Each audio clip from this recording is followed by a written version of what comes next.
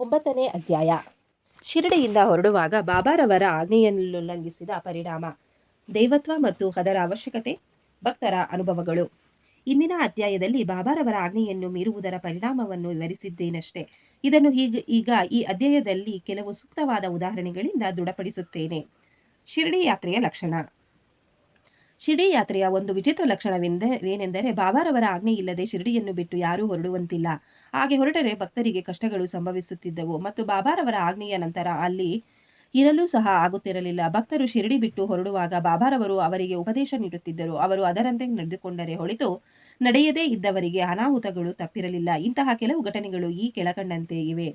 ತಾತ್ಯಾ ಕೋತೆ ಪಾಟೀಲ.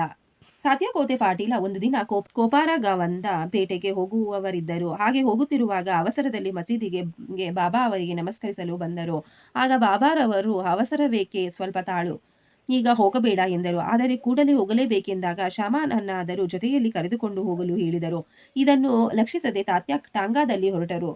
ಸಾವುಲ್ ಬಾವಿ ದಟ್ಟುತ್ತಲೇ ಅವರ ಕುದುರೆಯು ಜೋರಾಗಿ ಓಡಲು ಆರಂಭ ಮಾಡಿದುದರಿಂದ ಟಾಂಗಾ ನಡುವಿನಲ್ಲಿ ಉರುಳಿ ಕೆಳಗೆ ಬಿದ್ದಿತು. ಆದರೆ ತಾತ್ಯಾರವರಿಗೆ ಹೆಚ್ಚಿಗೆ ಅಪಾಯವಾಗಲಿಲ್ಲ. ಸಾಯಿಬಾಬಾರವರ ಮಾತು ನೆನಪಾಯಿತು. ಮತ್ತೊಂದು ಸಂದರ್ಭದಲ್ಲಿ ಕೋಲಾರ ಎಂಬ ಹಳ್ಳಿಗೆ ಹೋಗುತ್ತಿರುವಾಗ ಬಾಬಾರವರ ಮಾತನ್ನು ತಾತ್ಯ ಮೀರಿದುದರಿಂದ ಇದೇ ತರಹದ ಪರಿಸ್ಥಿತಿ ಒದಗಿತು. ಯುರೋಪಿಯನ್ ಗೃಹಸ್ಥ. ನಾನಾ ಸಾಹೇಬರಿಂದ ಪರಿಚಯ ಪತ್ರ ಪಡೆದು ಓರ್ವ ಯುರೋಪಿಯನ್ನನ್ನು ಬಾಬಾರವರನ್ನು ಕಾಣಲೊಸಗೆ ಶಿರಡಿಗೆ ಬಂದನು. ಅವನು ಒಂದು ತಂಬುವಿನಲ್ಲಿ ಇಳಿದುಕೊಂಡನು.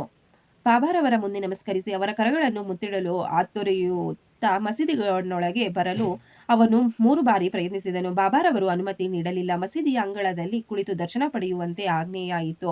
ಇದು ಅವನಿಗೆ ಸರಿ ಬೀಳಲಿಲ್ಲ. ಕೂಡಲೇ ಹಿಂತಿರುಗಲು ಮನಸ್ಸು ಮಾಡಿ ಹೊರಡಲು ಬಾಬಾರವರ ಅನುಮತಿ ಬೇಡಿದನು. ಆಗ ಬಾಬಾ, ಇಂದು ಬೇಡ, ಅವಸರವೇಕೆ ಎಂದರು. ಅಲ್ಲಿದ್ದವರೆಲ್ಲರೂ ಬಾಬಾರವರ ಮಾತನ್ನು ಉಲ್ಲಂಘಿಸಬಾರದೆಂದು ಅವನಿಗೆ ಹೇಳಿದರು. ಆದರೂ ಅದನ್ನು ಲಕ್ಷಿಸದೆ ಅವನು ಟಾಂಗಾ ಹತ್ತಿದನು. ಮೊದಲು ಕುದುರೆಗಳು ಚೆನ್ನಾಗಿ ಓಡುತ್ತಿದ್ದವು. ಸಾವುಲ್ ಬಾವಿ ಸಮೀಪಿಸಿದಾಗ ಎದುರಿಗೆ ಬರುತ್ತಿದ್ದ ಸೈಕಲನ್ನು ಕಂಡು ಅವು ಜೋರಾಗಿ ಓಡಲು ಶುರು ಮಾಡಿದವು. ಟಾಂಗಾ ತಲೆಕೆಳಗಾಯಿತು. ಯುರೋಪಿಯನ್ನನು ಕೆಳಗೆ ಬಿದ್ದನು. ಅವನನ್ನು ಕೂಡಲೇ ಕೋಪಾರಂಗವ ಆಸ್ಪತ್ರೆಗೆ ಸಾಗಿಸಲಾಯಿತು. ಈ ರೀತಿಯಾದ ಅನುಭವಗಳು ಬಾಬಾರವರ ಮಾತನ್ನು ಜನರು ಮೀರದಂತೆ ಮಾಡಿದವು. ಭಿಕ್ಷೆಯ ಅವಶ್ಯಕತೆ. ಈಗ ಭಿಕ್ಷೆಯ ಪ್ರಶ್ನೆಯನ್ನು ನೋಡೋಣ. ಬಾಬಾರವರು ಅಂತಹ ಮಹಾಯೋಗಿ, ದೈವಿಕತೆಯ ಅಂಶವೂ ಆಗಿದ್ದರೆ ತಮ್ಮ ಜೀವಮಾನದಲ್ಲೆಲ್ಲ ಭಿಕ್ಷೆ ಏಕೆ ಬೇಡುತ್ತಿದ್ದರು ಎಂಬ ಪ್ರಶ್ನೆ ಕೆಲವರ ಮನಸ್ಸಿನಲ್ಲಿ ಮೂಡದಿರಲಾರದು. ಈ ಪ್ರಶ್ನೆಯನ್ನು ಹೀಗೆ ಉತ್ತರಿಸಬಹುದು. ಮೊದಲನೆಯದಾಗಿ, ಭಿಕ್ಷೆ ಬೇಡಿ ಜೀವಿಸಲು ಯಾರು ಅರ್ಹರು?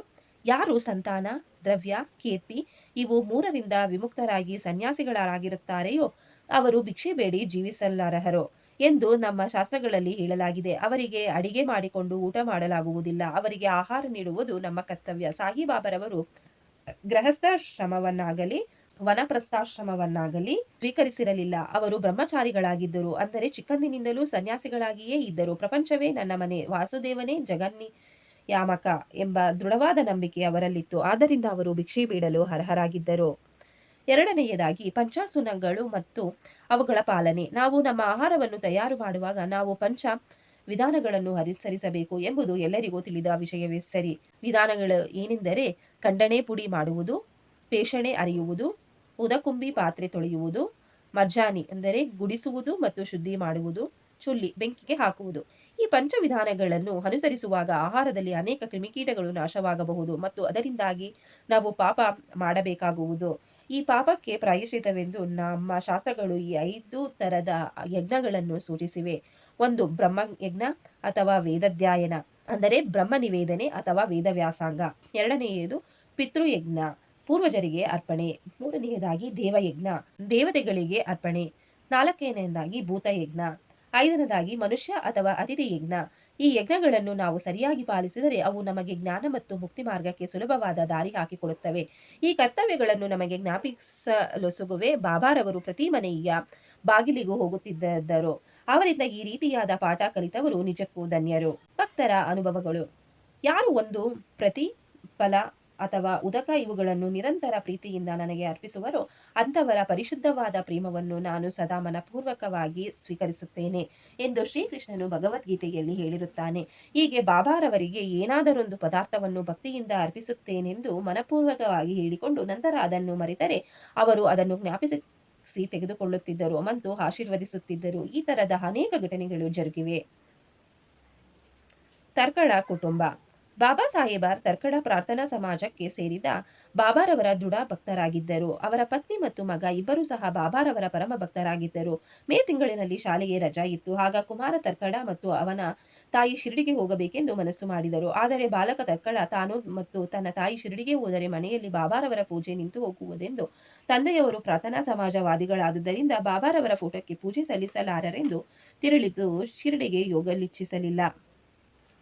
ಆಗ ತಂದೆಯವರಿಂದ ಆಶ್ವಾಸನ ಪಡೆದು ತಾಯಿ ಮಗ ಇಬ್ಬರು ಒಂದು ಶುಕ್ರವಾರ ರಾತ್ರಿ ಶಿರಡಿಗೆ ಪ್ರಯಾಣ ಬೆಳೆಸಿದರು. ಮರುದಿನ ಶನಿವಾರ ಶ್ರೀ ತಾರ್ಕಾಡರವರು ಬೆಳಗಿನ ಜಾವ ಎದ್ದು ಸ್ನಾನ ಮುಂತಾದವುಗಳನ್ನು ಮುಗಿಸಿ ಕೊಂಡು ಬಾಬಾರವರ ಫೋಟೋದ ಮುಂದೆ ನಿಂತು, ಬಾಬಾ, ನನ್ನ ಮಗನು ನಿಮಗೆ ಹೇಗೆ ಸೇವೆ ಮಾಡುತ್ತಿದ್ದಾನೋ ಅದೇ ರೀತಿ ನಾನು ಈ ದಿನ ಸೇವೆ ಸಲ್ಲಿಸುತ್ತೇನೆ ಎಂದು ಕೇವಲ ತಮಾಷೆಯಾಗದಿರಲಿ ಎಂದು ಹೇಳಿ ಆ ದಿನ ಪೂಜೆ ಸಲ್ಲಿಸಿ ಸಕ್ಕರೆಯನ್ನು ನೈವೇದ್ಯವಾಗಿ ಅರ್ಪಿಸಿದರು.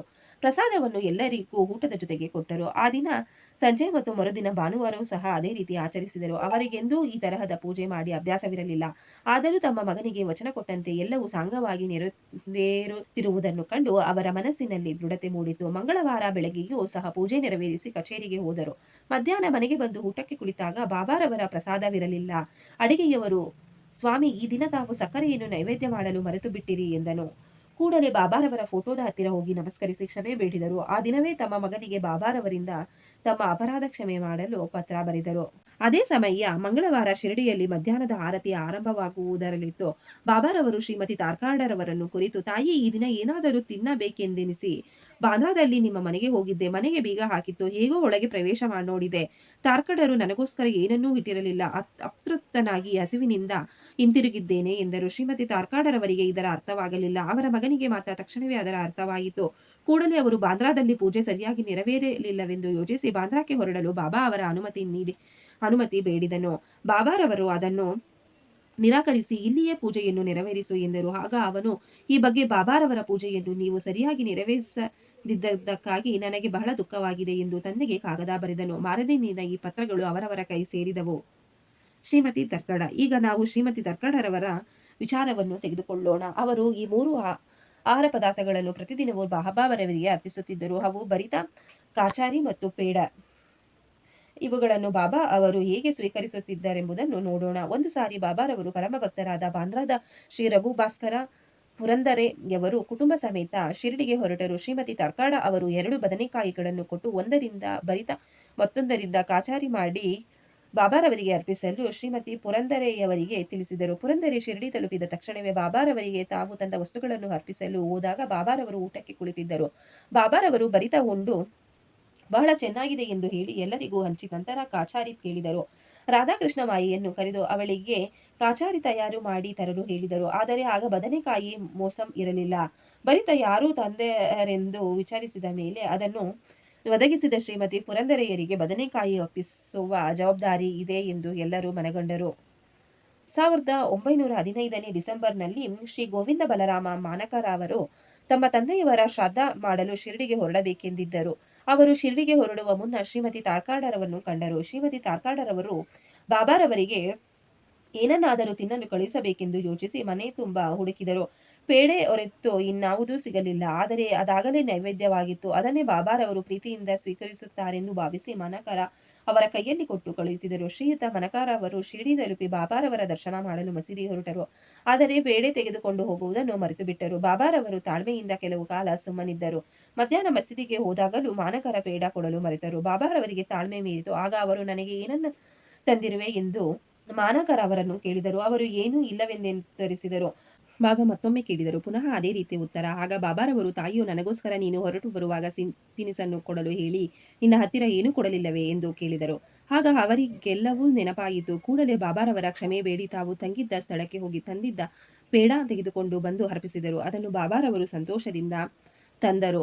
ಈ ರೀತಿ ಶ್ರೀಮತಿ ತಾರ್ಕಾಡರವರ ಭಕ್ತಿಯನ್ನು ಬಾಬಾ ಮೆಚ್ಚಿದರು. ನನ್ನನ್ನು ನಂಬಿದವರನ್ನು ನಾನು ಸದಾ ಆಶೀರ್ವದಿಸುತ್ತೇನೆ ಎಂಬ ಗೀತೆಯ ವಾಕ್ಯ ಈ ರೀತಿಯಲ್ಲಿ ನಿಜವಾಯಿತು. ಹೊಟ್ಟೆ ತುಂಬಾ ಊಟ. ಒಂದು ದಿನ ಶ್ರೀಮತಿ ತಾರ್ಕಾಡರವರು ಶಿರಡಿಯಲ್ಲಿ ಒಬ್ಬರ ಮನೆಯಲ್ಲಿ ಊಟಕ್ಕೆ ಕುಳಿತಾಗ ಅಲ್ಲಿ ಒಂದು ಹಸಿದ ನಾಯಿ ಬಂದಿತ್ತು. ಶ್ರೀಮತಿಯವರು ಅದಕ್ಕೆ ಒಂದು ಚೂರು ರೊಟ್ಟಿ ಹಾಕಿದರು. ಅದನ್ನು ಸಂತೋಷದಿಂದ ತಿಂದು ಹೊರಟು ಹೋಯಿತು. ಸಾಯಂಕಾಲ ಅವರು ಮಸೀದಿಗೆ ಹೋದಾಗ ಬಾಬಾರವರು, ತಾಯಿ, ಈ ದಿನ ನೀನು ನನಗೆ ಹೊಟ್ಟೆ ತುಂಬಾ ಊಟ ಹಾಕಿರುವೆ. ನನ್ನ ಪ್ರಾಣಗಳು ತೃಪ್ತಿ ಪಡೆದವು. ಯಾವಾಗಲೂ ಇದೇ ರೀತಿ ವರ್ತಿಸು, ನಿನಗೆ ಒಳ್ಳೆಯದಾಗುತ್ತದೆ. ಮಸೀದಿಯಲ್ಲಿ ಕುಳಿತು ನಾನು ಯಾವಾಗಲೂ ಸತ್ಯವನ್ನೇ ನುಡಿಯುವೆನು. ಈ ರೀತಿ ಯಾವಾಗಲೂ ನನ್ನ ಮೇಲೆ ದಯೆ ಇಡು. ಮೊದಲು ಹಸಿದವರಿಗೆ ಆಹಾರ ನೀಡಿ ನಂತರ ನೀನು ಊಟ ಮಾಡು ಎಂದರು. ಇದು ಅವಳಿಗೆ ಅರ್ಥವಾಗಲಿಲ್ಲ. ಆಗ ಬಾಬಾ, ನಾನು ಯಾವಾಗ ನಿಮಗೆ ಆಹಾರ ನೀಡಿದೆ ಎಂದು ಕೇಳಲು ಬಾಬಾರವರು, ನೀನು ಪ್ರೀತಿಯಿಂದ ಕೊಟ್ಟ ರೊಟ್ಟಿಯ ಚೂರನ್ನು ತಿಂದು ನಾನು ನಿಜವಾಗಿಯೂ ತೃಪ್ತಿಗೊಂಡಿದ್ದೇನೆ. ನೀನು ಬೆಳಿಗ್ಗೆ ಊಟಕ್ಕೆ ಕುಳಿತಾಗ ಬಂದ ನಾಯಿಯು ನನ್ನ ಅಂಶ. ಇದೇ ರೀತಿ ನಂತರ ಇತರ ಜೀವಿಗಳು ಸಹ. ನಾನು ಈ ರೀತಿ ಅಲೆದಾಡುತ್ತೇನೆ. ಯಾರು ಈ ತರಹದ ಪ್ರಾಣಿಗಳಲ್ಲಿ ನನ್ನನ್ನು ಕಾಣುವರೋ ಅಂಥವರನ್ನು ನಾನು ಆಶೀರ್ವದಿಸುತ್ತೇನೆ. ಭೇದ ಭಾವಗಳನ್ನು ತೊರೆದು ಈ ದಿನ ಸೇವೆ ಮಾಡಿದಂತೆ ನನ್ನ ಸೇವೆ ಮಾಡು ಎಂದರು. ಈ ಅಮೃತ ವಚನಗಳನ್ನು ಕೇಳಿ ಅವರ ಮನಸ್ಸು ಕರಗಿತ್ತು. ನೇತ್ರಗಳಿಂದ ಆನಂದ ಬಾಷ್ಪ ಉಕ್ಕಿದವು. ಪಾಠ: ಸಕಲ ಜೀವಿಗಳಲ್ಲಿಯೂ ಪರಮಾತ್ಮನನ್ನು ಕಾಣಬಹುದು ಎಂಬುದೇ ಇದರ ತಿರುಳು. ಉಪನಿಷತ್, ಗೀತೆ, ಭಗವತ ಎಲ್ಲಾ ಪುಣ್ಯ ಗ್ರಂಥಗಳನ್ನು ಇದನ್ನೇ ಸಾರುತ್ತವೆ. ಈ ರೀತಿ ಸಾಯಿಬಾಬಾರವರು ಉಪನಿಷತ್ತನ್ನು ಕಾರ್ಯಾಚರಣೆಯಲ್ಲಿ ತಂದರು. ಶ್ರೀ ಸಾಯಿ ಪ್ರಣಾಮ.